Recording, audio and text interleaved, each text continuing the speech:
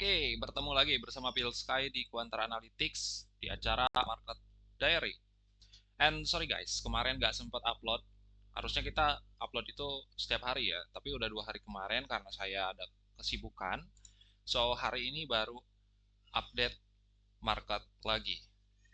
Oke guys, kita melihat suatu pertunjukan di market yaitu gold yang tidak henti-hentinya naik. Kita sudah melihat RSI monthly-nya, daily-nya itu udah luar biasa overbought, tapi masih ditopang oleh demand yang sangat-sangat tinggi. So, hari ini dan saya pengen memperlihatkan bahwa situasi market totally chaos. Apa chaos yang dimaksud? Chaos yang dimaksud adalah kondisi di mana market itu cenderung risk off. Bahkan semua indikator kita, indikator makro yang kita miliki di terminal ini, ya teman-teman barangkali baru tahu, ini adalah Quantara Terminal. Kita masih ada slot buat kalian yang masih ingin untuk memiliki terminal yang luar biasa canggih, mulai dari data-data makroekonomi, geopolitik, berita, kemudian bisa charting tools juga, bisa technical analysis, dan digabungkan dengan AI dan quantitative finance. Ini luar biasa canggih ya guys. Oke, apa yang bikin market itu risk off? Yang pertama adalah headline risk. Headline risk, ya mulai dari Trump mencuit di Twitter waktu itu memberikan tarif 100% untuk China. Kemudian esok harinya Trump memberikan lagi retorika yaitu jangan khawatir katanya ya terhadap China karena hubungan kita sedang baik-baik saja. Tetapi di hari yang sama itu China-nya melawan guys ya. Dan itu membuat market kembali risk off. Sempat rebound lagi, tapi malam kemarin risk off lagi karena pertemuan antara Trump dengan Putin menyebabkan ketidakpastian di market. Oleh karena itu indikator yang kita miliki risk on risk off ini baru pertama kali semenjak peluncuran terminal kita adalah kondisi di mana gauge-nya itu menunjukkan angka 0. Itu artinya luar biasa risk off. Yang juara dalam kondisi seperti ini tentunya adalah safe haven. Mulai dari gold, bonds, kemudian yen, dan juga Swiss franc. Ya. Nah, keempat ini kita bisa lihat di sini. Ya, TLT itu ya berupa ETF obligasi, kemudian GLD itu ETF gold, FXY dan FXF itu yen dan franc. Oleh karena itu, karena risk asetnya terkoreksi, ya bahkan Bitcoin juga junamnya itu lanjut gitu ya, dan gold menunjukkan taringnya, ya, bulls win di gold, tapi bears win di risk asset. Seperti itu kondisinya. Ini totally chaos guys. Ini mirip-mirip seperti bulan April pada saat itu pengumuman ya mengenai tarif, dan sekarang diangkat lagi isunya sehingga marketnya luar biasa risk off, dan kita juga bisa lihat volatilitasnya itu menunjukkan fear. Jadi ini benar-benar kondisi di mana investor itu fear ya, ketakutan karena ada ketidakpastian. Oleh karena itu ya teman-teman yang sell gold hati-hati gitu ya, dalam kondisi yang seperti ini bullsnya luar biasa ganas, jadi hati-hati, kita mesti objektif. And ya, para bulls di gold yang hold dari waktu kita call di bulan sebelumnya yang masih hold sampai hari ini, saya tepuk tangan karena kalian luar biasa ya. Kita juga masih percaya bahwa gold bisa membuat all time high lagi sampai pada akhirnya narasi yang positif ke market itu bisa mengkoreksikan gold. Dan kenapa ya demikian? Karena kapitalnya itu berpindah ke risk asset lagi. Ya tentunya yang namanya chaos itu pasti ada akhirnya, dan kita juga berharap ya jangan sampai berkelanjutan juga. Agak ngeri juga nih kalau lihat harga gold yang terus-terusan naik gitu ya. Nah, jadi memang metrik-metrik yang kita punya ya risk on risk off, market flow juga menunjukkan larinya itu semuanya ke safe haven. Untuk government shutdown masih berlanjut, belum ada kepastian entah sampai kapan itu government shutdown akan berhenti ya. Kemudian kita juga melihat bahwa ada potensi um, data ekonomi ya tidak dirilis, dan ya kemarin seperti CPI ya PPI juga tidak dirilis guys.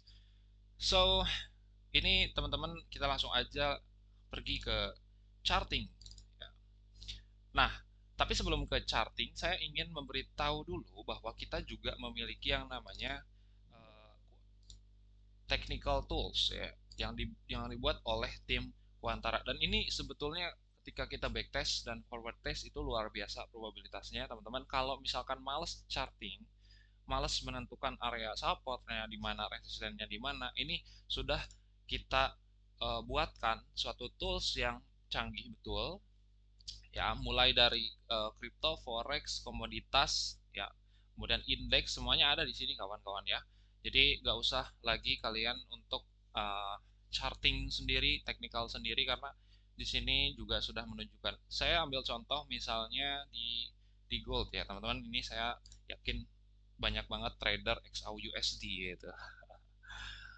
Kita langsung saja pilih technical studies di sini dan pilih XAUUSD, nanti akan muncul seperti itu. Kita tunggu saja, nanti akan muncul berupa chart ya. Kalau ini masih AUD ya, nanti dikasih tahu supportnya mana, pivotnya mana, resistennya mana, dan juga ditambah dengan indikator teknikal yang membantu kita memprediksi ya, atau memahami ini kira-kira arahnya lebih ke buy atau ke sell.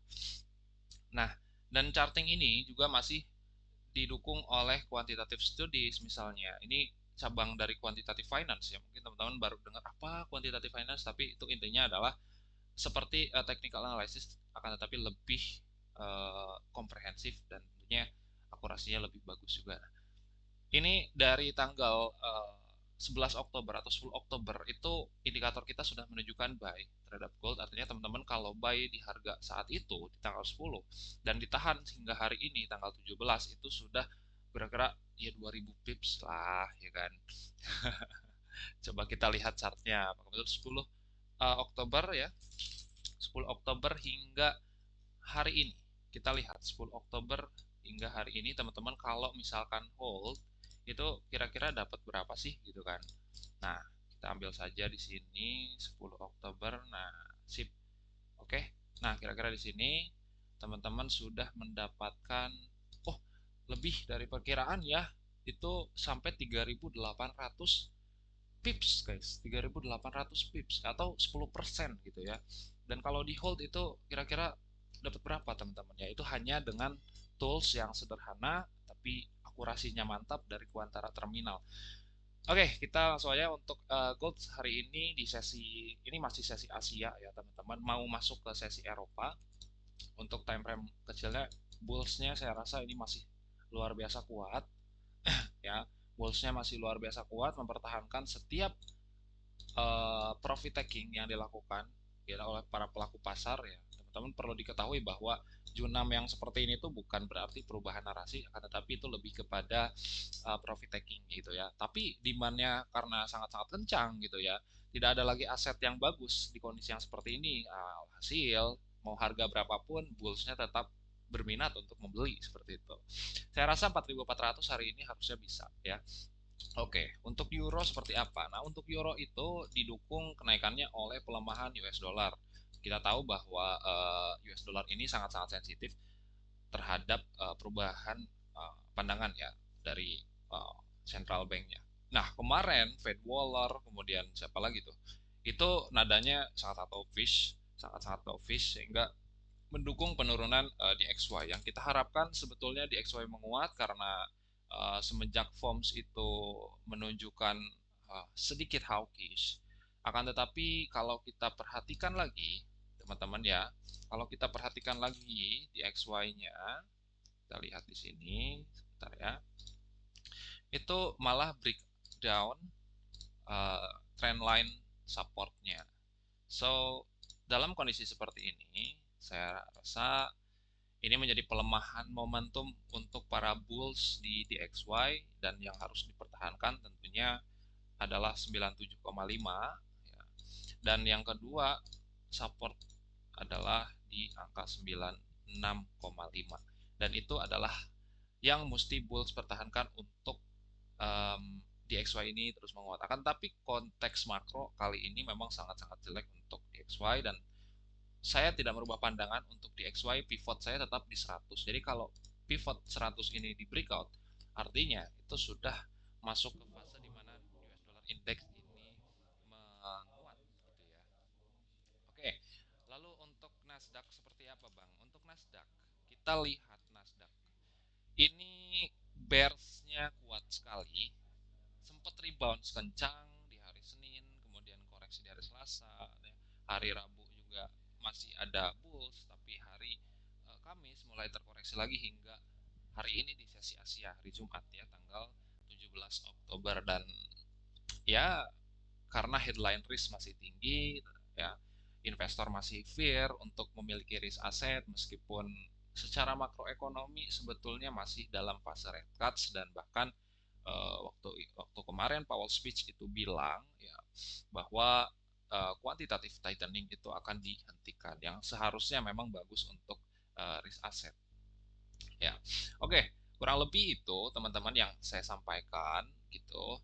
Nah, sebetulnya uh, saya ingin mereview salah satu fitur yang ini luar biasa uh, mantap gitu ya, saya rasa adalah news. Nah, di news ini apa bedanya dengan tools yang lain gitu? Apa bedanya dengan platform yang lain? Di news kita itu sudah diklasifikasikan mulai dari stocks, commodities, ini ada topik-topiknya. Itu jadi sudah kita klasifikasikan berdasarkan topik. Jadi teman-teman yang suka trading komoditas gitu ya, tinggal dibuka saja komodities dan nanti di refresh, nanti akan muncul berita-berita yang relevan seperti itu. Oil ya, gold. Nah, ini banyak sekali, silver gitu. Nah, kalau teman-teman yang suka cryptocurrency ya tinggal dibuka saja cryptocurrency. Oke, tinggal di refresh nanti akan muncul seperti itu ya, teman-teman ya.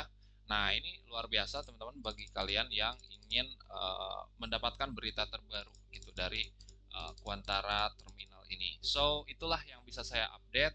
Barangkali teman-teman ingin memiliki Quantara Terminal, masih ada slot ya. Tinggal klik saja link ID ya /Quantara Analytics, nanti saya cantumkan juga di deskripsi, dan sampai jumpa di video berikutnya guys. Thank you.